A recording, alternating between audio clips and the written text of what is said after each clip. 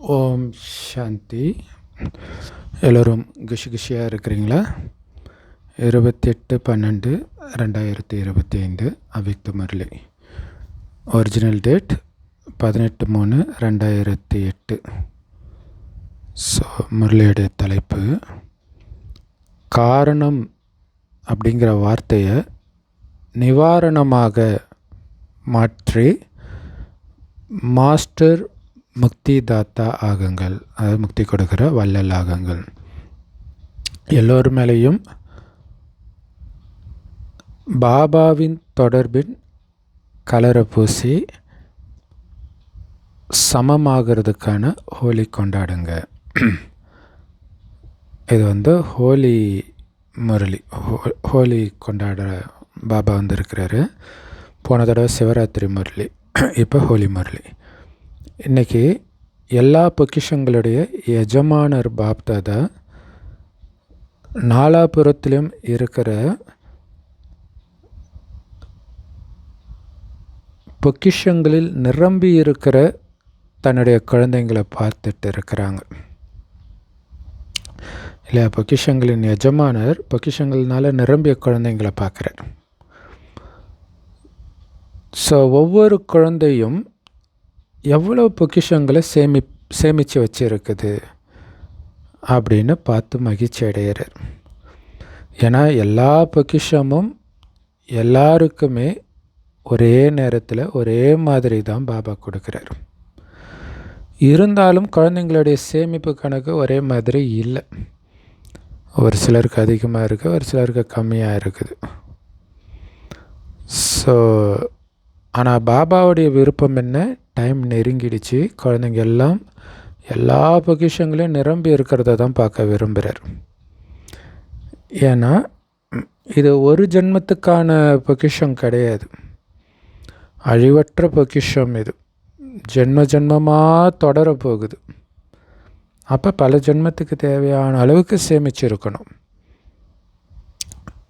So என்னென்ன பொக்கிஷங்கள் இப்போ நமக்கு கிடைக்கிது அப்படின்னு எல்லோருக்குமே தெரியும். ஏன்னா அந்த பொக்கிஷங்களை சொல்லும் பொழுதே அந்த பொக்கிஷம் உங்கள் முன்னாடி வருது இல்லை? அந்த பொக்கிஷம் நிரம்புறதுக்கு அதை நீங்கள் நினச்சிட்டு இருந்தாலே போதும், வந்துடும். நான் அமைதியானவன், அன்பானவன் போது அந்த அமைதி, அன்பு எல்லாமே வந்துடும். அதை நினைக்கும்போது அது எமர்ஜ் ஆகும். அவ்வளோதான், ரொம்ப ஈஸி. ஸோ என்னென்ன பொக்கிஷங்கள் இருக்குதுன்ற லிஸ்ட்டு எல்லோரும் முன்னாடி எமர்ஜ் ஆகிடுச்சு தானே? ஏன்னா பொக்கிஷங்கள் உங்களுக்கு கிடைச்சிடுச்சு. அதை சேமிக்கிறதுக்கான விதி என்ன அப்படின்னு பாபா ஏற்கனவே சொல்லியிருக்கிறாங்க. ஸோ எந்த அளவுக்கு ஒருத்தர் கருவியாக பணிவாக இருக்கிறாரோ அந்த அளவுக்கு பொக்கிஷம் சேமிப்பாகும். ஸோ அதனால் நிமித்தம் மற்றும் பணிவு, இந்த விதி மூலமாக உங்களுடைய கணக்கில் எவ்வளோ சேமிச்சிருக்கிறீங்க, எத்தனை பொக்கிஷங்கள் சேமிச்சிருக்கிறீங்க அப்படின்னு செக் பண்ணுங்கள். அப்படின்னு அர்த்தம், எவ்வளோ நேரம் கருவின்ற உணர்வில் இருந்தீங்க, பணிவாக இருந்தீங்க. பணிவு தான் பாதுகாப்பு கவசம் பிராமண வாழ்க்கையில்ன்றார் இல்லை? உலகம் ரொம்ப மோசமாகும், ஆனால் அந்த பணிவு இருந்துக்கிட்டே இருக்கணும். ஆனால் பழைய அகங்காரத்தை தோன்ற மாதிரி விஷயங்கள்லாம் வரும். அதுலேயும் பணிவாக இருக்கும்போது அந்த அகங்காரத்தை அழிச்சிட்டிங்கன்னு புரிஞ்சுக்கணும். ஸோ எந்த அளவுக்கு பொக்கிஷங்கள் சேமிப்பாகுதோ அந்த அளவுக்கு அவங்க நிரம்பி இருப்பாங்க. அவங்களுடைய நடத்தை மற்றும் முகத்தின் மூலமாக நிரம்பி இருக்கிற ஆத்மாவாக இருக்கிறோம் அப்படின்ற ஆன்மீக போதை தானாகவே தெரியுன்றார் இல்லை? எந்த அளவுக்கு பொக்கிஷம் நிரம்பி இருக்குதோ அது அவங்க நடத்தையிலே தெரியும், அவங்க முகத்தில் தெரியும், அந்த போதை தெரியும், ஆன்மீக போதை. அவங்களுடைய முகத்தில் எப்போவுமே இந்த ஆன்மீக போதையும் ஆன்மீக பெருமிதமும் ஜொலிக்கும். ஸோ எந்த அளவுக்கு இந்த ஆன்மீக பெருமிதம் ஜொலிக்குதோ அந்த அளவுக்கு தான் கவலையற்ற மகாராஜாவாக இருப்பாங்க. இல்லையா? நான் எவ்வளோ நிரம்பி வச்சுருக்கிறேன்ற அந்த போதையிலே இருந்தால் செய்கிற காரியம் கடினமாக இருக்காதுன்னு நேற்று ஸ்லோகனில் சொன்னார். ஸோ அந்த போதை தான் இல்லையா? எந்த அளவுக்கு சேமிச்சிருக்கிறேன்ற அந்த போதையில் சேமிக்கிறது சத்தியுகத்துக்கு இப்போ கிடையாது. ஸோ அதை நீங்கள் யோசிக்கும்போது இங்கே இருக்கக்கூடிய விஷயங்கள், மான அவமானங்கள், இதெல்லாம் உங்களுக்கு ஒரு பெரிய விஷயமாகவே தெரியாது. அந்த போதையிலே இருக்கணும். அதுக்கு தானே 3 கால ஞானம் கொடுத்துருக்கிறார். ஸோ அந்த போதையில் இருந்தால் தான் கவலையற்ற மகாராஜாவாக இருக்க முடியும்னு அர்த்தம். உலகம் கவலை நிரம்பியதாக தான் இருக்கும். ஆனால் நீங்கள் அந்த போதையில் மைண்டை பிஸியாக இருக்கும்போது இங்கே இருக்கிற விஷயத்தை நினைக்க மாட்டீங்க. அதனால் கவலை இருக்காது.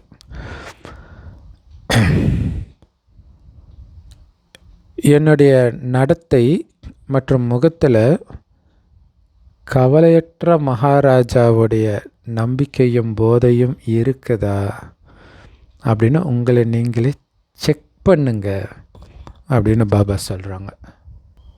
ஸோ எப்படி செக் பண்ணுறது? எல்லார்கிட்டேயும் கண்ணாடி இருக்குதில்ல செக் பண்ணுறதுக்கு.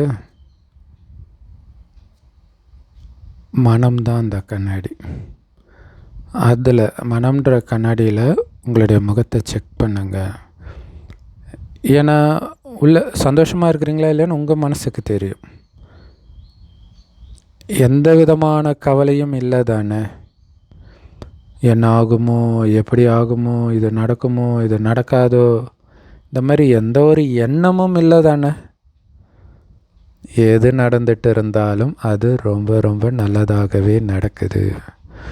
எது நடக்க போகுதோ அது இதைவிட நல்லதிலும் நல்லதாகவே இருக்கும் அப்படிங்கிற சங்கல்பம்தான் கவலையற்ற மகாராஜாவுக்கு எப்போவுமே இருக்கும். இதைத்தான் பெருமிதம், ஆன்மீக பெருமிதம்னு சொல்கிறது. ஸ்வமான்தாரி, சுயமரியாதையில் நிலைச்சிருப்பவர்னு சொல்கிறது இல்லையா? நான் விஸ்வ கல்யாணக்காரி, விஸ்வ கல்யாணக்காரி பாபாவுடைய குழந்தை, நானும் விஸ்வ கல்யாணக்காரி, இந்த நாடகமும் விஸ்வ கல்யாணக்காரி. அப்புறம் எதுக்கு கவலைப்படணும் இல்லையா? நடப்பதெல்லாம் கண்டிப்பாக நல்லதுக்கு தான். அந்த போதை இருந்துக்கிட்டே இருக்கணும். அது முகத்தில் தெரியும். அது தெரியுதா? மனம்ன்ற கண்ணாடியில் பார்க்க சொல்கிறார். ஸோ இதுதான் நிறைய கோயில்களில் பார்த்திங்கன்னா சாமி முன்னாடி கண்ணாடி இருக்கும். அதே மாதிரி சில சிலைகள் கூட இப்படி கண்ணாடி வச்சுட்டு அந்த பெண் தெய்வங்கள் தன்னை அலங்காரம் பண்ணிக்கிற மாதிரி இருக்கும். இது எல்லாமே அந்த ஆன்மீக பெருமிதம், அந்த போதை தெரியுதா அப்படின்னு மனம்ன்ற கண்ணாடியில் செக் பண்ணுறது. ஸோ அது மற்றவர்களுக்கு தெரியாது இல்லையா? பாபா சொல்லும்போது தான் நமக்கு புரியுது. அழியக்கூடிய செல்வத்தை உடையவர்கள் எந்த அளவுக்கு சம்பாதிக்கிறாங்களோ அதே அளவுக்கு கவலையிலும் இருக்கிறாங்க. எவ்வளோ கொடுமை இல்லையா? சம்பாதிக்க அவங்களுக்கு கவலை அதிகமாகுது. ஏன்னா அதிகமாக சம்பாதிக்க டேக்ஸு, அடுத்த வருஷமே அது நஷ்டமாக கூட போகலாம்.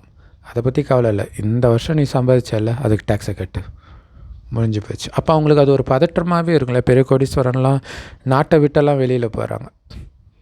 ஆனால் நம்ம கையில் எதுவும் இல்லாட்டினாலும் அந்த ஆனந்தம் இருக்குது. காரணம், இந்த ரகசியம் நமக்கு தெரியும். ஏன்னா இந்த நேரம் கவலைக்கான நேரம். அதனால் செல்வத்தை சேர்த்துட்டா கவலை இல்லாமல் இருக்க முடியுமா? கல்யாணம் பண்ணிட்டா கவலை போயிடுமா? குழந்தை பிறந்துட்டா கவலை போயிடுமா? இன்னும் கவலை அதிகமாக தான் ஆகும் இல்லையா? ஆனால் உங்களுக்கு ஒரே கவலை தான் இருக்கணும். ஈஸ்வர பொக்கிஷங்கள்னால நான் நிரம்பி இருக்கணும் அப்படிங்கிற ஒரு கவலை மட்டும்தான் இருக்கணும். இந்த கவலை மூலமாக தான் வேறு எந்த கவலையும் இல்லாதவர்களாக கவலையற்ற மகாராஜாவை நீங்கள் இருக்கிறீங்க.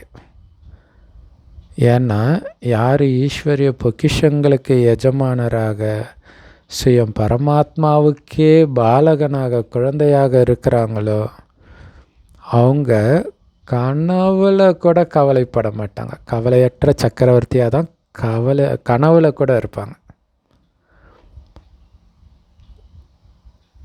ஏன்னா இந்த ஈஸ்வரிய பொக்கிஷங்கள் ஒரு பிறவிக்கு கிடையாது, பல ஜென்மத்துக்கு கூடவே இருக்குது. இல்லையா? பணக்காரர்கள், கோடீஸ்வரர்கள்லாம் இறக்கும்போது எப்படி துடிப்பாங்க, ஐயோ ஏழை குடும்பத்தில் பிறந்தமா, இவ்வளோ நாள் நான் சம்பாதிச்சதெல்லாம் வேஸ்ட்டா. ஆனால் நம்ம ஆனந்தமாக இருப்போம். அதனால தான் நமக்கு அது கர்ப்ப மாளிகையாக இருக்குது. ஏன்னா நம்ம ஈஸ்வரிய பேங்க்கில் சேர்க்குறோம். போன தடவை கூட சொன்னார் இல்லையா, இப்போ மட்டும்தான் அந்த பேங்க் திறந்துருக்குன்னு. இந்த தடவையும் சொல்லுவார். ஏன்னா பல ஜென்மத்துக்கு கூட வர பொக்கிஷங்களை சேர்த்து வச்சுருக்கிறீங்க. கூடவே அது இருக்குன்ற நம்பிக்கை நமக்கு இருக்குது. அதனால தான் நிச்சய புத்தி உடையவர்களாக, கவலையற்றவர்களாக இருக்கிறீங்க. இன்றைக்கி பாப்தாதா நாலாபுரத்திலும் இருக்கக்கூடிய குழந்தைங்களுடைய சேமிப்பை பார்க்குறார். 3 விதமான கணக்கு சேமிச்சிருக்கிறீங்க, சேமிக்க முடியும் அப்படின்னு பாபா ஏற்கனவே சொல்லியிருக்கிறார்.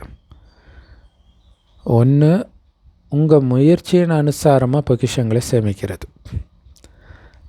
2வது, பிறருடைய ஆசீர்வாதங்களுடைய கணக்கு. ஆசீர்வாதம் மூலமாக நமக்கு சேமிப்பாகும். சதா சம்பந்தம், தொடர்பு மற்றும் சேவையில் இருக்கும் பொழுது எண்ணம், சொல், செயல் இந்த 3லுமே தனக்குத்தானே திருப்தியாக இருந்து மற்றவர்களையும் சதா திருப்தியாக வச்சிருக்கிறது. இதுதான் ஆசீர்வாதங்களின் கணக்கை சேமிக்கிறதுக்கான சாதனம் இல்லையா? மற்றவர்களுடைய தொடர்பில் வரும்பொழுதும், சேவையில் இருக்கும் பொழுதும் நீங்கள் மனசுலேயும் திருப்தியாக இருக்கணும், வார்த்தையிலும் அந்த திருப்தி தான் இருக்கணும், காரியத்திலையும் அந்த திருப்தி தெரியணும். அதுதான் ஆசீர்வாதங்களின் கணக்கு. இப்போ இதை உதாரணத்துக்கு சேவை செய்கிறீங்க, கூட சேவை செய்கிறாங்க. ஐயோ எனக்கு இது வேலை இருக்குது, அங்கே இருக்குது, நீங்கள் கூப்பிட்டீங்கன்னா வந்து நான் எவ்வளோ வேலையை விட்டு வந்தேன், இப்படி புலம்பிகிட்டே இருந்தாலும் சேவை நடக்குது. ஆனால் ஆசீர்வாதம் கிடைக்குமா? கிடைக்காது. என்னடா அது, நமக்கு சேவை செய்கிறதுக்கு வேறு ஆள் இல்லைன்ட்டு இவங்களை கூப்பிட வேண்டியதாக இருக்குது, இவங்க திருப்தி இல்லாமல் பண்ணுறாங்கன்ட்டு ஆசீர்வாதம் இருக்காது. ஸோ ஆசீர்வாதங்களின் கணக்கு ரொம்ப ரொம்ப ரொம்ப முக்கியமானது. தானும் திருப்தியாக இருந்து பிறரையும் திருப்திப்படுத்தணும் சேவையில். அப்போ தான் ஆசீர்வாதங்களின் கணக்கு சேமிப்பாகும். எது மெயினாக? திருப்தி. மிகப்பெரிய சக்தி, நம்பர் 1 சக்தி திருப்தி. ஏன்னா திருப்தி இருந்தாலே, எல்லா சக்தியும் இருந்தால் தான் திருப்தி இருக்கும். ஸோ என்ன ஆனாலும் திருப்தியாக இருங்க, எல்லா சக்தியும் நிரம்பிடும். ஆசீர்வாதங்களின் கணக்கை அதிகரிக்கிறதே இந்த திருப்தி தான். திருப்தியாக பண்ணுறீங்களா சேவை? அதுதான் முக்கியமான விஷயம். எப்படி வந்து இப்போ கல்யாண விருந்தெல்லாம் சாப்பிட்டு முடித்த உடனே அந்த விருந்து வைக்கிறவங்க திருப்தியாக இருந்துச்சான்னு கேட்பாங்க. அந்த மாதிரி இங்கே சேவை திருப்தியாக இருந்துச்சா அப்படின்னு கேட்பாங்க. ஏன்னா நீங்கள் எந்த அளவுக்கு திருப்தியாக பண்ணீங்களோ அந்த அளவுக்கு தான் உங்களுக்கு ஆசீர்வாதங்களின் கணக்கு சேமிப்பாகும். புலம்பக்கூடாது, அது ரொம்ப முக்கியம். 3வது, புண்ணியத்தின் கணக்கு. எந்த சேவை பண்ணாலும், அது மனதின் மூலமாக பண்ணாலும் சரி, வார்த்தையின் மூலமாக பண்ணாலும் சரி, காரியத்தின் மூலமாக பண்ணாலும் சரி, அதே மாதிரி மற்றவர்களுடைய சம்பந்தம் தொடர்பில் வந்தாலும் சரி, எப்பவுமே நீங்கள் சுயநலமற்ற எல்லையற்ற உள்ளுணர்வில் இருக்கணும். எந்த சேவை பண்ணாலும் சரி, மற்றவர்களுடைய தொடர்பில் வந்தாலும் சரி, அதில் சுயநலம் இருக்கக்கூடாது. எல்லையற்ற உள்ளுணர்வு இருக்கணும் இல்லையா? சகோதர ஆத்மா இன்றைக்கி உங்களுக்கு டார்ச்சர் பண்ணுறவங்க நாளைக்கு உங்கள் நெருக்கத்தில் தான் வருவாங்க. அதுதான் அங்கே முக்கியமான விஷயமே. அப்போ அவங்களும் நல்லா இருக்கணும்னு நினைத்தால்தான் நீங்கள் நல்லா இருக்க முடியும். ஸோ அதுதான் எல்லையற்ற உள்ளுணர்வு. இல்லை இப்போ இருக்கிறத மட்டும் பார்க்காம 3 காலத்தையும் பார்க்குறீங்க. அதே மாதிரி எல்லையற்ற சுபாவம், சுயநலமற்ற சுபாவம் மற்றும் பாவனையோடு சேவை செய்கிறது தான் புண்ணிய கணக்கு சேமிக்கிறதுக்கான சாதனம் இல்லையா. அங்கே திருப்தியாக இருக்கணும் ஆசீர்வாதம் வாங்கிறதுக்கு. இது மூணாவது புண்ணிய கணக்கு சேர்க்கணும். அதுக்கு என்ன பண்ணணும், சுயநலமற்ற எல்லையற்ற உள்ளுணர்வில் இருந்து சேவை செய்யணும். அதுதான் புண்ணிய கணக்கு சேமிக்கிறதுக்கான சாதனம். ஸோ இப்படி சுயநலமற்ற உள்ளுணர்வோடு சேவை செய்கிறதன் மூலமாக தான் புண்ணிய கணக்கு சேமிப்பாகுது. இது லௌகீக புண்ணியத்தை கூட அப்படி தான் இல்லையா. சுயநலம் இல்லாமல் பண்ணுற புண்ணியத்துக்கு தான் சேமிப்பு அதிகம். அதுதான் புண்ணிய கணக்கிலே வரும். ஸோ அப்போ இதன் மூலமாக புண்ணியத்தின் கணக்கு தானாகவே சேமிப்பாகுது. அதனால் செக் பண்ணுங்க. செக் பண்ண தெரியும் தானே? தெரியலன்னா கை உயர்த்துங்க. ஸோ யாருமே கை உயர்த்தலை. இப்போ எல்லாருக்குமே செக் பண்ண தெரியுது. சரி, செக் பண்ணிங்களா? சுயமுயற்சியின் கணக்கு, ஆசீர்வாதங்களின் கணக்கு, புண்ணியத்தின் கணக்கு, இந்த மூணும் எத்தனை சதவீதம் சேமிச்சிருக்கிறீங்க அப்படின்னு பாபா கேட்குறார். எத்தனை சதவீதம் சேமிப்பாக இருக்குது இந்த 3 கணக்கும்? சோதனை செஞ்சீங்களா? சோதனை செய்கிறவங்க கை உயர்த்துங்க. முதல் வரிசையில் இருக்கிறவங்க கை உயர்த்தலப்பில் இருக்குது. என்ன நீங்கள் செக் பண்ணலையான்னு கேட்குறாரு. அதுக்கப்புறம் கை உயர்த்திருப்பாங்க போல இருக்கு. சரி, ஓகே, செக் பண்ணுறீங்க இல்லையா? ஏன்னா பாப்தாதா சொல்லிட்டாங்க, செய்கையும் கொடுத்துட்டாங்க. இப்போ நேரமும் அதிவேகத்தில் கிட்ட வந்துட்டு இருக்குது, முன்னேறிட்டு இருக்குது டைம். அதனால் நீங்கள் அடிக்கடி இதை செக் பண்ணணும். ஏன்னா பாப்தாதா ஒவ்வொரு குழந்தையையும் ராஜயோகியாக, ராஜாவாக பார்க்க விரும்புகிறார். இல்லை, ராஜா குழந்தையாக பார்க்க விரும்புகிறார். ஒவ்வொரு குழந்தையும் ராஜா குழந்தை. சுயராஜ்ய அதிகாரியாக இப்போ இருக்கிறீங்க. இதிலிருந்து நாளைக்கு விஸ்வராஜ அதிகாரியாக மாறப்போகிற பரமாத்மாவுடைய குழந்தை நான் அப்படிங்கிற போதை உங்களுக்கும் இருக்கணும். அப்படிப்பட்டவர் என்னுடைய குழந்தைன்ற போதை பரமாத்மா தந்தைக்கும் இருக்குதுன்றார். என்னுடைய குழந்தை இப்போ சுயராஜ்ய அதிகாரியாக இருக்குது, நாளைக்கு உலக ராஜ்ய அதிகாரியாக இருக்குன்ற போதை பாபாவுக்கே இருக்குதான். அப்போ நமக்கு இருக்கணும்ல. ஏன்னா பாப்தாதா மூலமாக நிறைய பொக்கிஷங்கள் கிடைச்சிட்டு தான் இருக்குது. அதை சேமிக்கிறதுக்கான ரொம்ப ஈஸியான விதி அல்லது சாவின்னு கூட சொல்லலாம். இந்த பொக்கிஷங்கள்லாம் சேமிக்கிறதுக்கான அந்த சாவி எது தெரியுமா? 3 புள்ளி. 3 புள்ளி வச்சிங்கன்னா சேமிப்பாயிடும். அந்த 3 புள்ளி தெரியும் இல்லையா? ஆத்மா புள்ளி, பரமாத்மா புள்ளி, நடந்து முடிஞ்சதுக்கு நாடகம்னு முற்றுப்புள்ளி வச்சிடணும். அதான் மெயின். பின்னாடி சொல்லுவார், எந்த அளவுக்கு சீக்கிரமாக முற்றுப்புள்ளி வைக்கிறீங்களோ அந்த அளவுக்கு சேமிப்பு, அந்த அளவுக்கு டெஸ்ட்டில் பாஸ் ஆவீங்க. குறிப்பாக கடைசி டெஸ்ட் பேப்பர்லாம் நிறைய வீண் எண்ணம் வர மாதிரி நிறைய விஷயம் வரும். டக்குன்னு நான் சொர்க்கத்துக்கு போகிறேன், அந்த ஒரு எண்ணத்தை தவிர எதுவும் வரக்கூடாது. மற்ற எல்லாத்துக்கும் அப்படியே ஃபுல் ஸ்டாப். இப்போ விலகியே இருந்து காரியம் செய்தால்தான் அது சாத்தியம். தாய்மார்கள் சாவியை பத்திரமா வச்சுக்கிறதுல புத்திசாலியாக இருப்பாங்க ஜென்ரலாக லௌகீகத்திலே. அதனால் இந்த 3 புள்ளின்ற சாவியை கூட பாதுகாப்பாக வச்சுருக்கிறீங்களா, பயன்படுத்துகிறீங்களா? என்ன தாய்மார்கள் சாவி இருக்குதா? சாவி இருக்கிறவங்க கையை உயர்த்துங்க. சாவியை ஒன்றும் தொலைச்சிடலையே, திருடிட்டு போயிலையே யாரும். ஏன்னா வீட்டில் இருக்கிற பொருள் பத்திரப்படுத்தி வைக்கிறதுக்கு, அந்த சாவியை பராமரிக்கிறதுக்கு தாய்மார்களுக்கு நல்லாவே தெரியும். அதனால் அதே மாதிரி இந்த சாவியும் கூடவே வச்சுருக்கணும். ஏன்னா இது ரொம்ப ரொம்ப முக்கியமான சாவியும் கூட இல்லையா? நிகழ்காலத்தில் பாப்தாதாவுக்கு என்ன ஆசை தெரியுமா? இப்போ நேரமும் நெருக்கத்தில் வந்துட்டு இருக்குது. அதனால் எல்லா குழந்தைங்களுடைய மனசுலையும், எண்ணத்திலையும், பேச்சிலையும், நடைமுறை வாழ்க்கையிலும் ஒரே ஒரு வார்த்தையை மட்டும் மாற்றிக்கிட்டால் போதும். அதை தான் பார்க்க விரும்புகிறேன். உங்களுடைய வார்த்தையில் ஒரு வார்த்தை மாறணும், உங்களுடைய எண்ணத்தில் ஒரு வார்த்தை மாறணும், உங்கள் கர்மத்தில் ஒரு வார்த்தை மாறணும், நடைமுறை செயலில். ஸோ அது என்ன வார்த்தை அப்படின்னு சொல்கிறதுக்கு முன்னாடியே பாபா அந்த சஸ்பென்ஸ் க்ரியேட் பண்ணுறார். தைரியம் இருக்கா? மாற்றுவீங்களா அந்த ஒரு வார்த்தையை? ஏன்னா இந்த ஒரு வார்த்தையை மாற்றிட்டா போதுன்றார். அதுதான் பாபாவுடைய விருப்பமாக இருக்குது.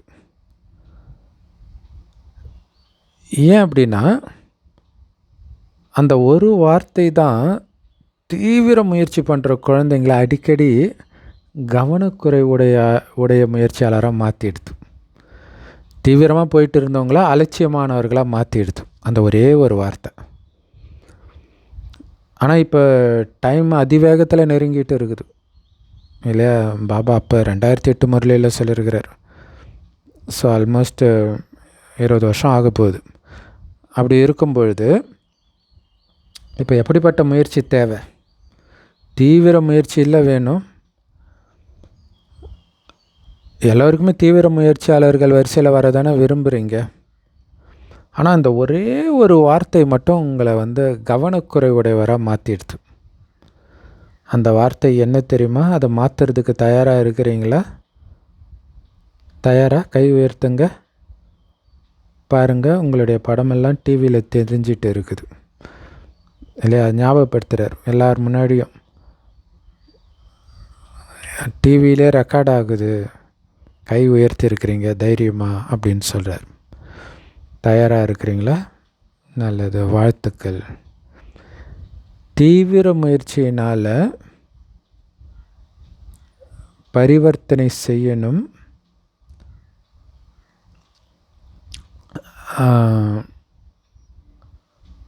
அல்லது இனிமேல்ட்டு தான் பண்ணணுமா இல்லையா? பரிவர்த்தனை தீவிர முயற்சினால டக்குன்னு மாற்றணும், அல்லது மாற்றிக்கலாம், பார்த்துக்கலாம் அப்படி சொல்கிறீங்களா அலட்சியமா?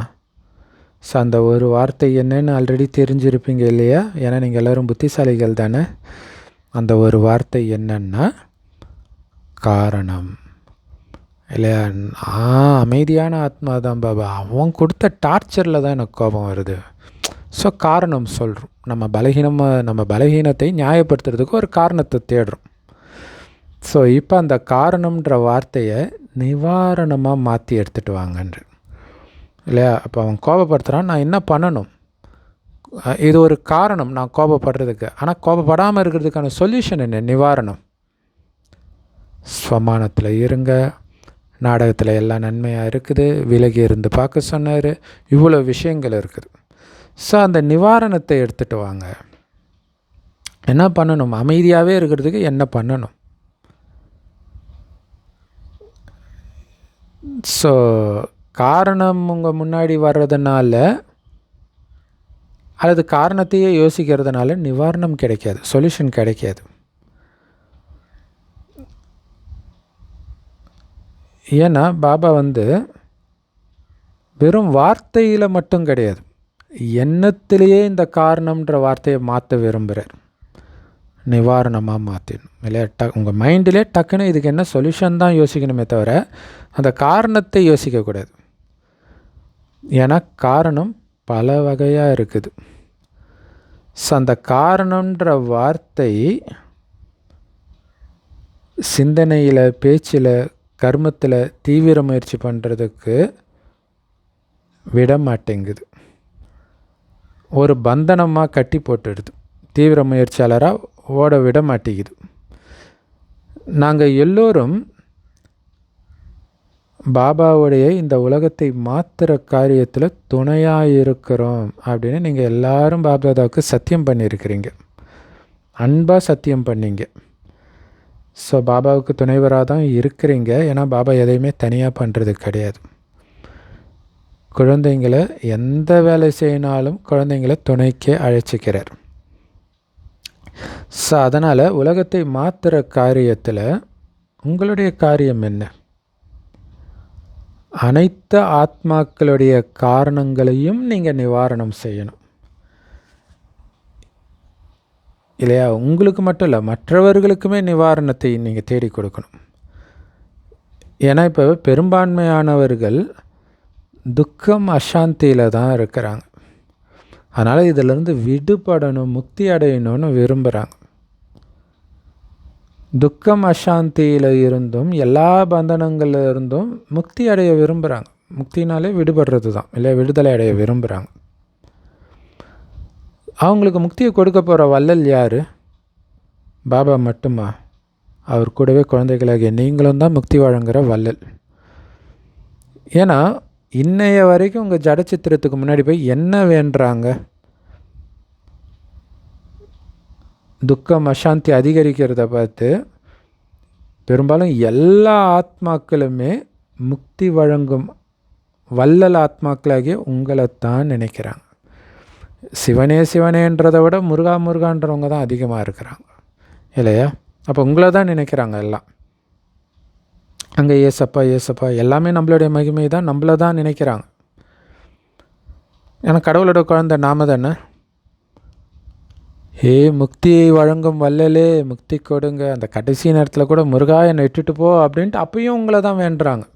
துக்கம் தாங்காமல் மரணப்படுகையிலையோ அல்லது வேறு ஏதோ கஷ்டத்தில் இருந்தால் கூட துக்கத்தோட மனசில் கூக்குரல் இடுறாங்க, முக்தி கொடு, எனக்கு விடுதலை கொடு இதில் இருந்துன்ட்டு.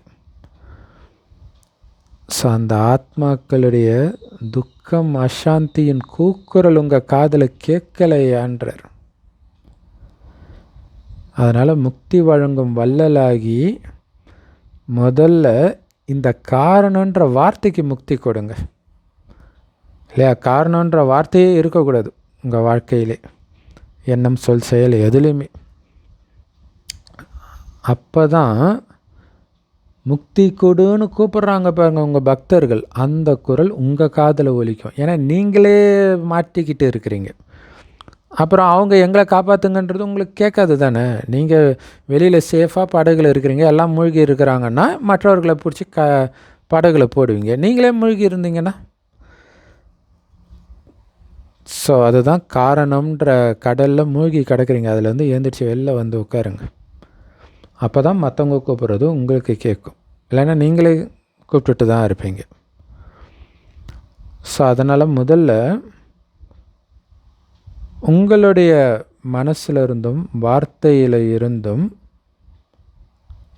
விடுபட்டுட்டீங்க, இந்த காரணத்திலேருந்து விடுபட்டுட்டீங்க அப்படின்னா மற்றவர்களையும் உங்களால் விடுவிக்க முடியும்.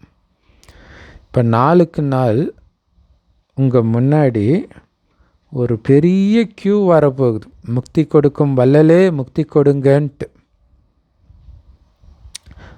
இல்லையா? கடைசியில் அந்த மரணத்தின் பொழுது, அந்த மரண காலத்தில் அவர்களுக்கு முக்தி கொடுப்பதற்கு தான் பாபா நம்மளை தயார்படுத்துகிறார் இல்லையா? உடலை விட்டு உயிர் பிரிகிறது, அது பிரிஞ்சிடும்.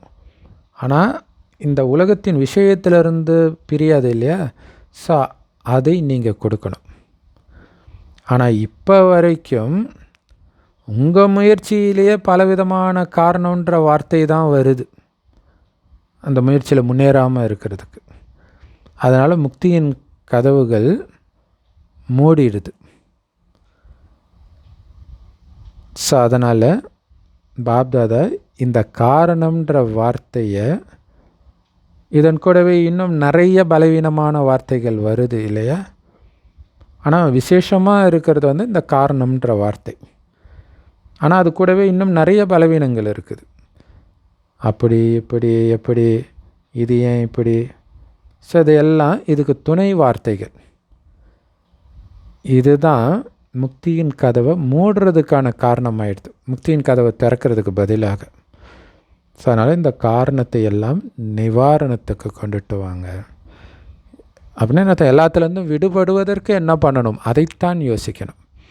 நான் இன்னும் அந்த பழைய சமஸ்காரம் என்னை விட்டு போகலை, காமம் கோபம், ஏன்னா அதுக்கு இவங்க தான் காரணம், இது தான் காரணம், இந்த விஷயம் நடந்துச்சு, இது என் கண்ணு முன்னாடி தெரிஞ்சுது, இதுக்கெல்லாம் முடிவுக்கு எடுத்துகிட்டு வாங்க. அது சொல்யூஷன் என்ன?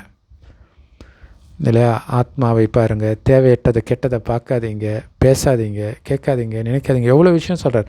அதை பற்றி சிந்தனை செய்கிறதுல தான் மைண்டை நீங்கள் பிஸியாக வச்சுருக்கணும். அப்போ தான் மற்றவங்க துடிக்கிறதோ உங்களுக்கு தெரியும். ஏன்னா நீங்கள் தெளிவாக இருக்கும்போது மற்றவர்கள் துடிக்கிறது உங்களுக்கு தெரியும். அப்போ அவங்களுக்கு முக்தி கொடுக்கணுன்ற அந்த கருணை வரும். ஸோ இன்றைக்கி எல்லோரும் ஹோலி கொண்டாடுறதுக்காக வந்திருக்கிறீங்க. அன்புன்ற விமானத்தில் ஏறி வந்திருக்கிறீங்க. பாபா மேலே அன்பு இருக்குது. அதனால தான் பாபாவோட ஹோலி கொண்டாடுறதுக்காக வந்திருக்கிறீங்க. அதனால் எல்லோருக்கும் வாழ்த்துக்கள் சொல்லி வரவேற்கிறேன். பாப்தாதா எல்லோருக்கும் வாழ்த்து தெரிவிக்கிறாங்க. பார்க்குறாங்க. ஏன்னா வீல் சேர்லலாம் வந்திருக்கிறாங்களாம் பாபாவை பார்க்க. வீல் சேரில் வராங்கன்னா என்ன அர்த்தம்? உடம்பு நல்லா இல்லைன்னு தான் அர்த்தம் இல்லையா? அந்த மாதிரி ஆரோக்கியம் மோசமாக இருந்தாலும் பரவாயில்ல, பாபாவை நான் பார்த்தே தீருவேன்ட்டு தைரியம் வச்சு வந்திருக்கிறீங்க. இப்போ அன்புனால தானே வந்திருக்கிறீங்க. ஸோ இந்த காட்சியை பார்க்குறார். இங்கே கிளாஸுக்கு வராங்க. ஸோ அவங்கள அழைச்சிட்டு வர இன்சார்ஜ் பிரதர் சிஸ்டர் கையை பிடிச்சிக்கிட்டே வந்துடுறாங்க சேர்லே. ஸோ இதான பரமாத்மா அன்பு. ஸோ அந்த மாதிரி தைரியசாலி குழந்தைகளுக்கு, உள்ளத்தின் ரொம்ப அன்பான குழந்தைங்களுக்கு உள்ளபூர்வமான ஆசீர்வாதங்கள் பாபா கொடுக்குறாங்க. உள்ளபூர்வமான அன்பு கொடுக்குறாங்க. ஏன்னா தைரியம் வச்சு வந்திருக்கிறீங்க இல்லையா? பாபாவுடைய உதவியும் கிடைக்கிது, பரிவாரத்துடைய உதவியும் உங்களுக்கு கிடைக்கிது. ஸோ எல்லோருக்கும் தங்குற இடம் நல்லா இருக்குது தானே? நல்ல இடம் கிடைச்சிருக்குது தானே? ஸோ யாருக்கு தங்குறதுக்கு இடம் நல்லா கிடைச்சிருக்குதோ அவங்க கை உயர்த்துங்க. சூப்பராக இருக்கும் இல்லையா மதுபன்னு? அயல் நாட்டினருக்கு நல்லா கிடைச்சிருக்குதா? ஸோ எப்போவுமே திருவிழா தான் உங்களுக்கு இல்லையா? திருவிழாவே திருவிழா தான். அங்கே ஒரு விழாவுக்கும் போவாங்க. இங்கே நமக்கு நம்ம அப்பாவை பார்க்குறது தான் பெரிய விழா. அங்கே அதாவது லௌகீகத்தில் திருவிழா நடக்குதுன்னா ஒரு வெட்ட வெளியில் இப்போ ஆற்று திருவிழாங்கெல்லாம் மணல் பறக்கும், அங்கேயே சாப்பிடுவாங்க. ஆனால் நம்ம எவ்வளோ ராயலாக சாப்பிட்றோம். பிரம்ம போஜனம் நல்லா இருந்ததா? கிடைச்சதா? ஸோ எல்லோரும் கையசைக்கிறாங்க. தூங்குறதுக்கு 3 அடி நிலம் கிடைச்சதா? ஸோ இந்த மாதிரி சந்திப்பு பிறகு 5000 வருடம் கழித்து தான் இதே சங்கமிகத்தில் தான் நடக்கும். அதுக்கப்புறம் அதுக்கு இடையில் நடக்காது. அப்போ இது எவ்வளோ பெரிய விஷயம் இல்லை? 5000 வருஷத்துக்கு ஒரு முறை நடக்கிற விஷயம் இது. ஸோ எல்லா குழந்தைங்களுடைய சேமிப்பு கணக்கை பார்க்கணுன்ற எண்ணம் வந்ததான் பாபாவுக்கு. பார்க்குறாரு, இன்னும் பார்த்துட்டு தான் இருப்பார். ஏன்னா சேமிக்கிறதுக்கான நேரமே இந்த சங்கமயுகம் மட்டும்தான் அப்படின்னு பாபா ஏற்கனவே சொன்னார். போன வாரமும் வந்துச்சு. இந்த பேங்க்கு இப்போ தான் திறந்துருக்கும். அதனால் இந்த சங்கமயுகத்தில் எவ்வளவு சேமிக்க விரும்புகிறீங்களோ அவ்வளவு சேமிக்க முடியும். எவ்வளோ சேமிக்கணும்? முழு கல்பத்துக்கும் சேர்த்து சேமிக்கணும் இல்லை? முழு கல்பத்தின் கணக்கு சேமிக்கணும் இல்லை? ஒரு டூருக்கு போகிறாங்க, அந்த காலத்துலலாம் வந்து சாப்பாடு கட்டிட்டு போவாங்க இல்லையா? அப்போல்லாம் ஹோட்டல்லாம் கிடையாது. இப்போ எவ்வளோ நாள் டூரோ அதுக்கேற்ற மாதிரி கட்டிட்டு போவாங்க இல்லையா? அந்த மாதிரி 5000 வருஷம் ஆத்மா டூர் போகுது. இப்போ அதுக்கு தேவையானது எல்லாம் ஆத்மாவில் சேமிக்கணும். 3 கணக்கு சொன்னார் இல்லையா? சுயமுயற்சி, ஆசீர்வாதங்களின் கணக்கு, புண்ணிய கணக்கு. ஸோ முழு கல்பத்துக்கும் சேமிக்க முடியும். பிறகு சேமிக்கிறதுக்கான இந்த பேங்க்கை மூடிடுவார். முடிஞ்சு போச்சு. அப்புறம் என்ன பண்ண முடியும்? ஸோ குழந்தைங்க மேலே பாப்தாதாவுக்கு அன்பு இருக்குது. ஆனால் குழந்தைங்களோ கவனக்குறைவுனால சில சமயம் மறந்துடுறாங்கன்னு பாப்தாதாவுக்கு தெரியும்.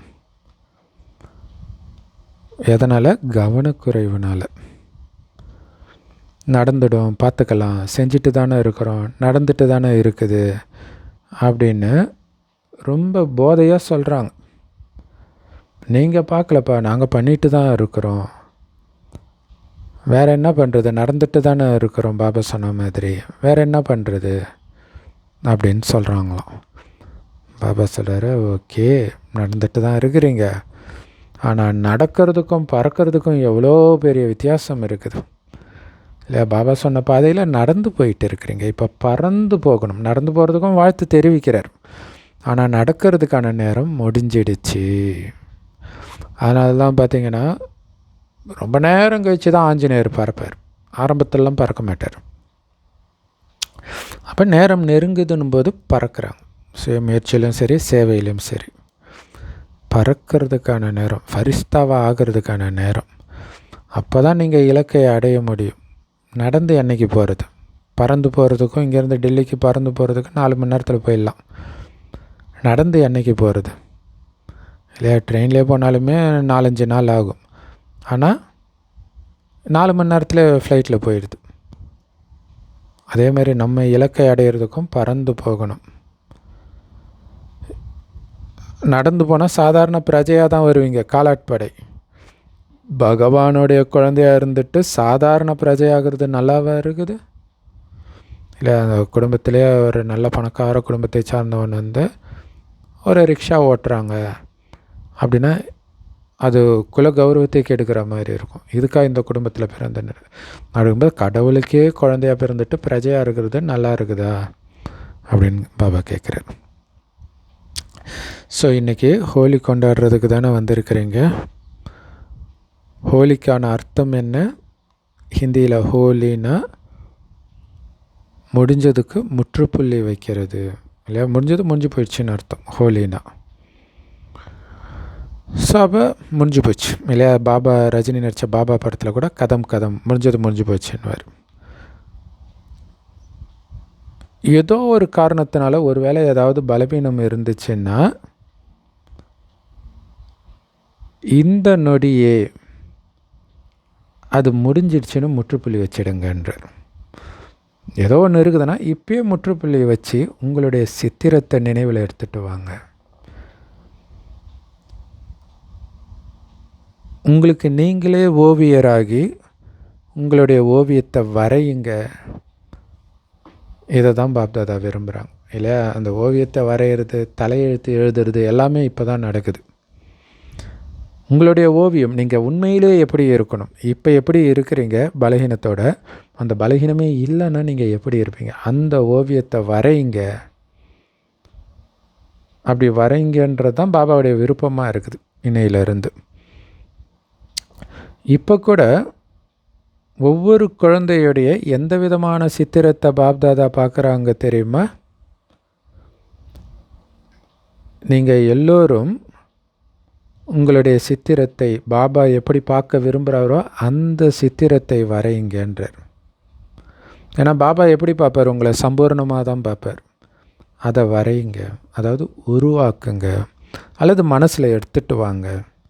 அதையே பார்க்க அந்த குணமே உங்களுடைய குணமாக மாறிடும்.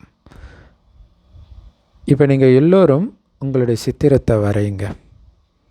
வரைய வருதா? உயர்ந்த சங்கல்பம்ன்ற பேனாவின் மூலமாக உங்களுடைய சித்திரத்தை இப்போவே முன்னாடி எடுத்துகிட்டு வாங்க. உயர்ந்த எண்ணம்ன்ற பேனாவின் மூலமாக அந்த சித்திரத்தை வரைய சொல்கிறார். மிக உயர்ந்த, அப்படியே அவ்வளோ தூய்மையான பார்வை, இனிமையான வார்த்தை, அமைதியின் சிகரமாக இருக்கிறது. இப்படி இமேஜின் பண்ணுங்கள் உங்களை. அதுதான் முன்னாடி எடுத்துகிட்டு வாங்க, எமர்ஜ் பண்ணுங்கன்றார். ஸோ இதுதான் மனதுக்கான ட்ரில். இது ஒன்றும் கர்மேந்திரியங்களுக்கான ட்ரில் கிடையாது, உடம்புக்கான எக்ஸசைஸ் கிடையாது. ஸோ மனதின் ட்ரில் செய்யுங்க. தயாராக ட்ரில் செய்கிறதுக்கு தலையை அசைங்கன்றார். தயார்னா பாருங்கள், எல்லாத்தையும் விட உயர்ந்த சித்திரம் எது? கிரீடம், சிம்மாசனம், திலகம் அணிஞ்சவராக இருக்கிற சித்திரம் தான் இல்லை. இருக்கிறதுலே அழகானது. இப்போ பாபா குழந்தைங்க ஏஐ வந்த பிறகும் வெறும் நாராயணன் லக்ஷ்மி சொர்க்கத்தோடைய காட்சியை தான் போட்டுட்ருக்குறாங்க. அப்படி இல்லைன்னா உலக அழிவு, வேறு எதுவுமே அவங்களுக்கு தெரியல இல்லையா. ஏன்னா அது உயர்ந்தது. ஸோ அதுதான் இருக்கிறதுலே உயர்ந்த சித்திரம். அப்போ உங்களுடைய சித்திரம் நாராயணனாக, கிரீடம் அணிந்தவராக, திலகம் அணிந்தவராக, சிம்மாசனத்தில் தங்க சிம்மாசனத்தில் உட்கார்ந்தவராக மனசில் எடுத்துகிட்டு வாங்க. மற்ற எல்லா சங்கல்பத்தையும் ஒதுக்கிட்டு இந்த சித்திரத்தை முன்னாடி எடுத்துகிட்டு வந்து பாருங்கள். வேறு எந்த எண்ணமும் வரக்கூடாது. அப்படியே சொர்க்கத்தையே பாருங்கள். நீங்கள் எப்படி வாழ்ந்தீங்கன்னு பாருங்கள். நீங்கள் எல்லோரும் பாப்தாதாவுடைய இதய சிம்மாசனதாரிகள். அது எதிர்காலத்தில் ராஜசிம்மாசனம். இப்போ பாப்தாதாவுடைய இதய சிம்மாசனத்தில் இருக்கிறதா பாருங்கள். அதில் நினைவு தானே பக்தியில் சிவன் குடும்பத்தோட இந்த சைட் பார்வதி மடியில் பிள்ளையார் முருகன் காட்டுறாங்க இல்லையா? அப்படி பாபாவுடைய இதய சிம்மாசனத்தில் உட்காந்துட்டு இருக்கிற மாதிரி பாருங்கள். ஏன்னா இந்த சிம்மாசனம் வேறு எங்கேயும் கிடைக்காது, சத்தியுகத்தில் கூட கிடைக்காது. ஸோ அதனால் முதல்ல நான் விசேஷ ஆத்மா, ஸ்வமாந்தாரி ஆத்மா, ஸ்வமானன்ற சீட்டில் இருக்கிற ஆத்மா. ஸ்வமானம்னா நான் சுயமரியாதை, நான் அமைதியான ஆத்மா, அன்பான ஆத்மா, இதெல்லாம் ஸ்வமானம், ஆத்மாவுடைய சுயமரியாதை இதெல்லாம். ஸோ அப்படி எடுத்துகிட்டு வாங்க. நான் விசேஷமான ஆத்மா, நான் இந்த சீட்டில் உட்கார சொல்கிறார், ஸ்வமானன்ற சீட்டில். ஸ்வமான்தாரி ஆத்மானா பாப்தாதாவுடைய முதல் படைப்பு, உயர்ந்த ஆத்மானா பாப்தாதாவுடைய இதய சிம்மாசனதாரி ஆத்மானா அப்படின்ற இந்த சித்திரத்தை வரையுங்க. சிம்மாசனதாரி ஆகிட்டீங்க இல்லையா?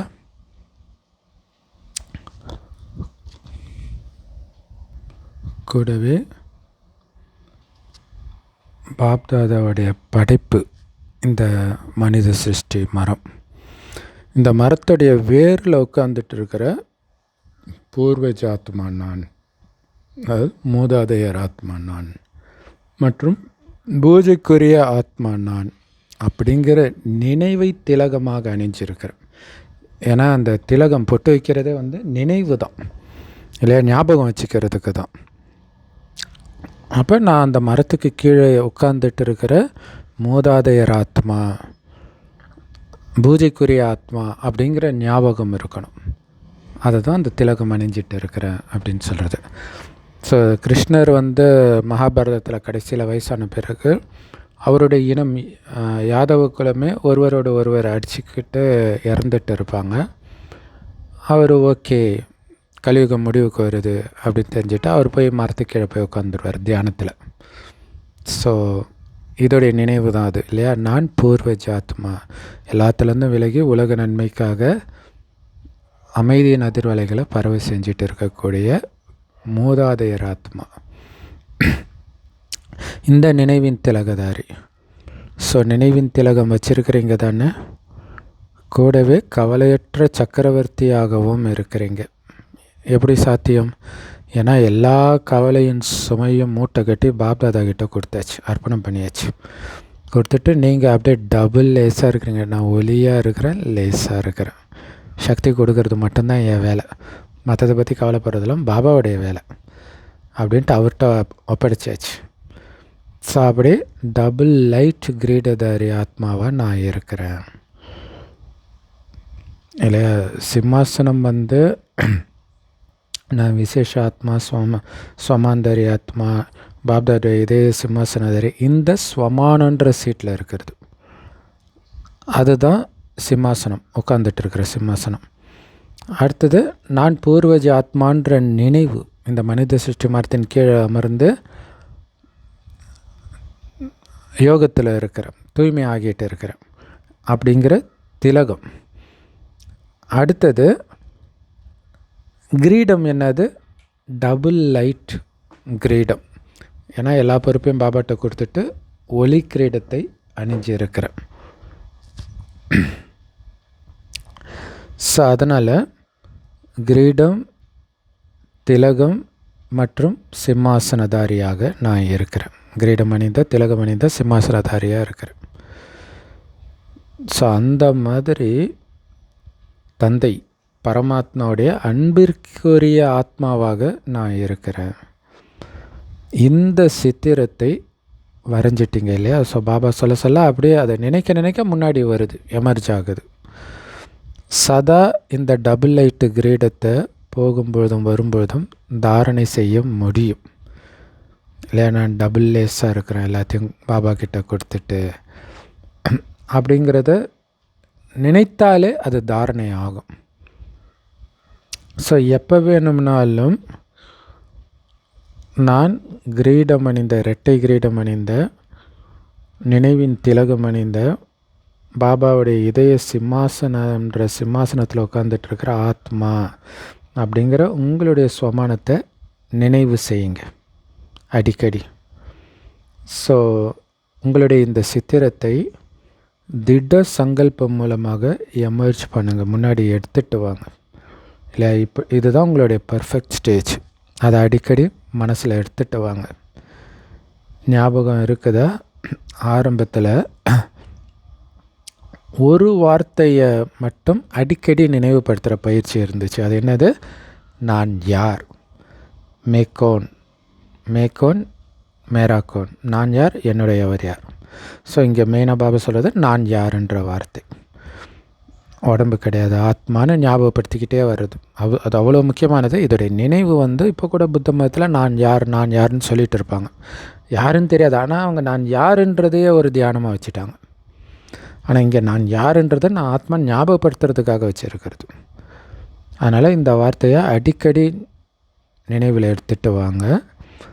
அதேமாதிரி உங்களுடைய விதவிதமான ஸ்வமானம் டைட்டில் பாபா கிட்டேருந்து கிடைச்சிருக்குது இல்லையா, அதையெல்லாம் நினைவுக்கு எடுத்துகிட்டு வாங்க. இப்போ மனிதர்கள்கிட்டேருந்து ஏதாவது பட்டம் கிடைச்சாலே அவ்வளோ பெருமையாக நினைக்கிறாங்க இல்லையா. டாக்டர் பட்டம், இந்த மாதிரி நிறைய பட்டங்கள், பொன்மனச்செம்மல், புரட்சி தலைவர், இப்படிலாம் எம்ஜிஆர் கொடுத்தாங்களே. ஸோ இது மனிதர்கள் தான் கொடுக்குறாங்க, அதையே ரொம்ப மகத்துவமாக நினைக்கிறாங்க. ஆனால் குழந்தைகளாகி உங்களுக்கு சுயம் கடவுளே தந்தையாகி எத்தனை பட்டங்கள் கொடுக்கிறார், தினம் தினம் எத்தனை ஸ்வமானங்கள் கொடுக்கிறார். ஸோ எப்போவுமே உங்களுடைய ஸ்வமானத்தின் பட்டியலை புத்தியில் சிந்தனை பண்ணிக்கிட்டே இருங்க. நான் சர்வசக்திவான் ஆத்மா, ஸ்வதஷ்ண சக்கரதாரி ஆத்மா. இதை கிருஷ்ணருக்கு சொல்லும்போது அவ்வளோ மகிமையாக, போதையாக, பாவனையாக கேட்குறாங்க பக்தியில்.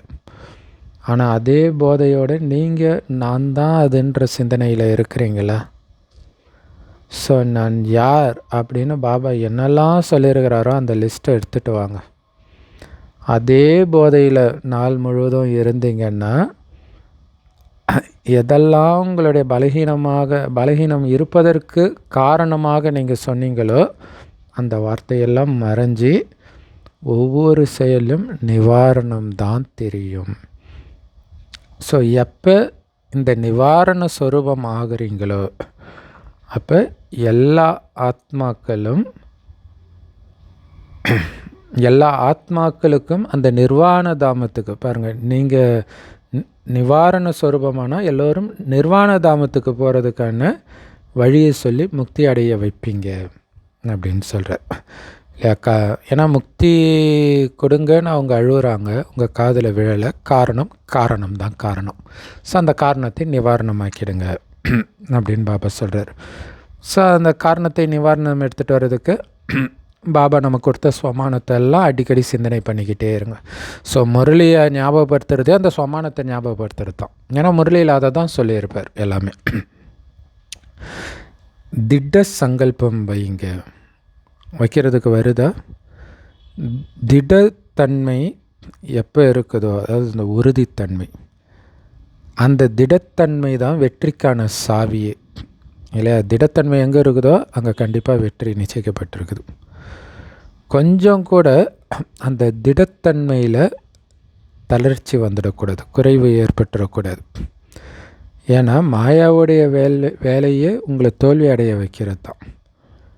சரி, அப்போ உங்களுடைய வேலை என்ன? பாபாவுடைய கழுத்து மாலை ஆகிறது. மாயா கிட்ட தோல்வி அடையிறது கிடையாது. ஏன்னா ஹிந்தியில் ஹார்னா 2 அர்த்தம், ஒன்று தோல்வி, இன்னொன்று மாலை. ஸோ பாபாவுடைய கலேக்கா ஹார் ஆகணும், அதாவது பாபாவுடைய கழுத்து மாலை ஆகணுமே தவிர மாயா கிட்ட ஹார் வாங்கக்கூடாது, தோல்வி அடையக்கூடாது. ஸோ அதனால் அப்போ அங்கே பாபா கழுத்து மாலை ஆகிட்டால் மாயா கிட்ட நெருங்குமா? அந்த ஒரு பாட்டு இருக்கே, பரமசிவன் கழுத்தில் இருந்து பாம்பு கேட்டது கருடா சௌக்கியமான்ட்டு. எல்லாம் இருக்கிற இடத்துல இருந்தால் எல்லாம் சௌக்கியமே அப்படின்னு வரும் இல்லையா? பாபா கழுத்தில் இருக்கிற வரைக்கும் பிரச்சனை இல்லை, இறங்கி வந்துட்டிங்கன்னா முடிஞ்சு போச்சு. ஸோ அதுதான், பாபா கழுத்து மாலை ஆகிறது தான் உங்கள் வேலையை தவிர மாயா கிட்ட தோக்கிறது கிடையாது. அப்படின்னு அர்த்தம் கழுத்துலேருந்து இறங்குறது. இறங்கிட்டாலே தோத்துட்டிங்கன்னு அர்த்தம். ஸோ அதனால் நான் எப்போவுமே பாபாவுடைய கழுத்து மாலை, கழுத்தின் வெற்றி மாலை அப்படிங்கிற இதே சங்கல்பம் பண்ணிக்கிட்டே இருங்க இல்லையா? அந்த பாபாவுடைய கழுத்து மாலையாக நீங்கள் இருக்கிறீங்க இல்லையா? உங்களை தான் மாலையாக பக்தர்கள் அணிஞ்சிக்கிறாங்க. ருத்ர மாலை, ருத்ராட்ச மாலை அப்படி அணிஞ்சிக்கிறாங்க. இப்போ வரைக்கும் எல்லாத்துக்கும் மாலை தானே போடுறாங்க, அது நம்மளுடைய நினைவு தான். அதனால் பாபாவுடைய கழுத்து மாலையாவேன், பாபாவுடைய கழுத்தின் வெற்றி மாலையாவேன் அப்படிங்கிறது சதா ஞாபகம் இருக்கணும். ஏன்னா பாபா கழுத்து மாலை ஆகுறீங்கனாலே வெற்றி மாலையில் மணி ஆகுறீங்கன்னு அர்த்தம். ஸோ நீங்கள் எல்லோரும் என்ன ஆக போகிறீங்க? லக்ஷ்மி நாராயணன் ஆக போகிறீங்களா, ராமர் சீதை ஆக போகிறீங்களா அப்படின்னு பாபா கை உயர்த்த சொன்னால் எதுக்கு கை உயர்த்துவாங்க? லக்ஷ்மி நாராயணன் ஆகுன்றதுக்கு தான் கை உயர்த்துவாங்க, ராமர் சீதை ஆகிறதுக்கு கிடையாது. லக்ஷ்மி நாராயணனாக ஆகக்கூடிய நாம் பாப்தாதாவோடைய வெற்றி மாலையின் மணிகள் ஆகும். அப்போ தான் லக்ஷ்மி நாராயணன் ஆக முடியும் இல்லையா? பாபாவுடைய கழுத்து மாலையானால் தான் அங்கே லக்ஷ்மி நாராயணன் ஆக முடியும். ஸோ பாபாவுடைய கழுத்து மாலையாக எப்போ ஆக முடியும்? ஸோ பாபா சொன்னதையே நினைவு செஞ்சுட்டு இருந்தால் தான் பாபாவுடைய கழுத்து மாலை ஆக முடியும். வேறு எந்த நினைவும் இருக்கக்கூடாது. பூஜைக்குரிய ஆத்மாக்களாக நாம் ஆவோம். பக்தர்கள் உங்களுடைய மாலையின் மணியைத்தான் ஜபிச்சு ஜபிச்சு தங்களுடைய பிரச்சனைகளுக்கே தீர்வு காண்றாங்க இல்லையா? ஏதோ ஒரு பிரச்சனையாக உடனே ஜபமாலை எடுத்து உருட்ட ஆரம்பிச்சிடுறாங்க. எல்லா மதத்தினருமே ஒன்று பிரச்சனை முடியும், அல்லது பிரச்சனையுடைய பாதிப்பிலிருந்து இவங்க விலகுவாங்க. அதாவது மனம் அமைதி அடையுது. அப்படிப்பட்ட சிரேஷ்ட மணி நான் அப்படிங்கிற போதை இருக்கணும். சரி, இன்றைக்கி பாப்தாதாவுக்கு என்ன கொடுப்பீங்க? ஏன்னா ஹோலி பண்டிகையில் ஏதாவது ஒரு பரிசு கொடுப்பாங்க தானே. இந்த காரணம்ன்ற வார்த்தை, அதனால தான் இதனால தான் அப்படின்ற காரணம் வைக்கிறாங்க இல்லையா? அதை பாபா பரிசாக கொடுக்க சொல்கிறார். ஏன்னா ஹிந்தியில் ஏன்னான்றாங்களே, அது தோ அப்படின்னு வரும். அப்படி நீங்கள் தோன்னு சொல்லி நீங்கள் தோத்தா ஆகிடுறீங்க அப்படிங்கிறார். ஸோ தோத்தானா ஹிந்தியில் கிளி ஆகிடுது. கிளி, ஹிந்தியில் கிளி, தோத்தானா. ஸோ அதனால் அப்படிங்கிற வார்த்தையும் இருக்கக்கூடாது. இதனால் இப்படியாச்சு, அப்படியாச்சு, இப்படியாச்சு, எந்த சாக்கு போக்கும் இருக்கக்கூடாது. நிவாரணம்தான் இருக்கணுமே தவிர காரணம் இருக்கக்கூடாது. நல்லது. பாப்தாதா ஒவ்வொரு குழந்தையும் பாபாவுக்கு சமமாகணும் அப்படிங்கிற சிரேஷ்ட சங்கல்பம் வைக்கிறதுக்கு கோடான கோடி மடங்கு வாழ்த்துக்கள் தெரிவிக்கிறார். வாழ்த்துக்கள், வாழ்த்துக்கள், வாழ்த்துக்கள். நம்மள மாதிரி கோடான கோடி மடங்கு பாக்கியவான் யாராவது இருக்கிறாங்களா அப்படிங்கிற போதை இருக்குதா? ஒரு செகண்ட் நீங்கள் பாபா நினச்சிங்கனாலே அங்கே கோடி மடங்கு உங்களுக்கு வருமானம் ஆகுது. இந்த மாதிரி பாக்கியசாலி யாராவது இருக்கிறாங்களா? இதே போதையில் இருங்க. இப்போ ஒரு நொடியில் எல்லா பிராமணர்களும் உங்களுடைய ராஜயோக பயிற்சியை பண்ணிக்கிட்டு மனசை ஒருமுகப்படுத்துறதுல எஜமானனாகி, மனசை நீங்கள் எங்கே விரும்புகிறீங்களோ, எவ்வளோ நேரம் விரும்புகிறீங்களோ, எப்படி விரும்புகிறீங்களோ அப்படியே ஒருமுகப்படுத்திடுங்க. பரந்தாமத்தில் இருக்கணுமா, ஒளி புள்ளியாக இருக்கணுமா, எவ்வளோ நேரம் இருக்கணும், அப்படியே ஒருமுகப்படுங்கன்று. அப்படியே பரந்தாமத்தில் புள்ளியாக இருங்க.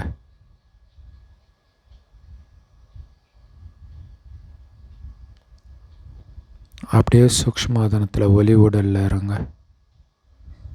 அப்படியே என்னை சுற்றி ஒளியும் சக்தியும் தான் பரவிட்டு இருக்குது.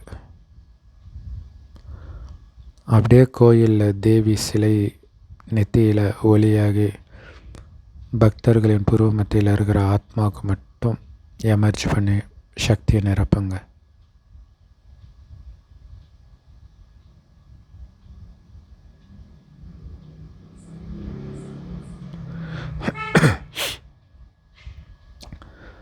ஸோ ஒருபொழுதும் உங்கள் மனம் இங்கே அங்கேன்னு சஞ்சலம் அடையவே கூடாது. பரந்தாமத்தில் இருக்கணும்னா அங்கேயே தான் இருக்கணும். யானை எவ்வளோ பெருசு, எவ்வளோ பலசாலி. ஒரே ஒரு சின்ன கம்பியை எடுத்து காலுக்கு முன்னாடி வச்சுட்டு பாகன் வெளில போவார். அவர் திரும்பி வந்து அந்த கம்பி எடுக்கிற வரைக்கும் யானை அந்த இடத்த விட்டு நவராது. எவ்வளோ பெரிய விஷயம். அந்த யானைக்கு இருக்கிற கண்ட்ரோல் கூட நமக்கு இல்லையா? இப்போ மனம் அந்த அளவுக்கு உங்கள் கண்ட்ரோலில் வச்சுருக்கணும். மதம் பிடித்த யானை ஆகிடக்கூடாது. சஞ்சலமாகிற மனம் மதம் பிடித்த யானை. அதனால் அழிவு மட்டும்தான் மிஞ்சும். என்ன வேணாலும் நடக்கட்டும், பரந்தாமத்தில் இருக்கணும்னா அங்கேயே தான் இருக்கணும். அப்பா அம்மா இறக்கலாம், கணவன் மனைவி இறக்கலாம், குழந்தை இறக்கலாம், சொத்து போகலாம், என்ன வேணாலும் ஆகட்டும், அப்படியே நான் சொல்கிற வரைக்கும் நீ அங்கேயே தான் இருக்கணும், அங்கேயே தான் இருக்கணும். அதுதான் பாஸ் ஆகிறதுக்கான வழி. ஒரு செகண்டில் ஃபுல் ஸ்டாப் வச்சுட்டு அங்கே ஓடி போயிடணும். ஸ்லைட்டாக கூட சஞ்சலம் அடையக்கூடாதுன்றார். ஸோ இந்த ஹோலி எப்படி தெரியுமா கொண்டாடணும்? கலர் பூசி கொண்டாடுவாங்க இல்லையா? என்ன கலர் பூசணும்? என்னோட பாபா, இனிமையான பாபா, அன்பான பாபான்னு இந்த பாபாவுடைய அன்பான தொடர்புன்ற கலரை பூசி ஆன்மீக ஹோலி கொண்டாடுங்க. நல்லது. வரதானம். வரதானம் சர்வ சக்திகளின் ஆதாரத்தில் ஆத்மாக்களை செல்வந்தராக்கக்கூடிய புண்ணிய ஆத்மா ஆகுங்கள். அதுக்கு விளக்கம், இப்போ பாபா சொல்லுவார், கலியுகத்தில் ராஜாவாக எப்படி ஆவாங்க? அதுக்கு முன்னாடி தானம் புண்ணியம் பண்ணியிருந்தால் ஆவாங்க. ஆனாலும் அவங்க சுயநலமிக்க ராஜாக்களாக தான் இருப்பாங்க இல்லையா? ஒருத்தரை அடித்து ராஜ்யத்தை பிடிக்கிறது, இந்த மாதிரி வேலையெல்லாம் பண்ணுவாங்க. ஸோ அவங்கக்கிட்ட இருக்கக்கூடிய சக்தியின் ஆதாரத்தில் யாரை வேணும்னாலும் அவங்க என்னவா வேணாலும் ஆக்க முடியும். அப்படி ஆக்குனாங்க இல்லையா?